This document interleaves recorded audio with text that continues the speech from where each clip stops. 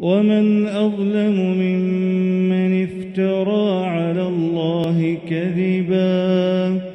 أولئك يعرضون على ربهم ويقول الأشهاد هؤلاء الذين كذبوا على ربهم ألا لعنة الله على الظالمين الذين يصدون عن سبيل الله ويبغونها عوجا وهم بالآخرة هم كافرون أولئك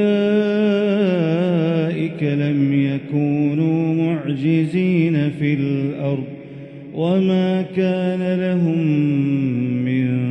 دون الله من أولياء يضاعف لهم العذاب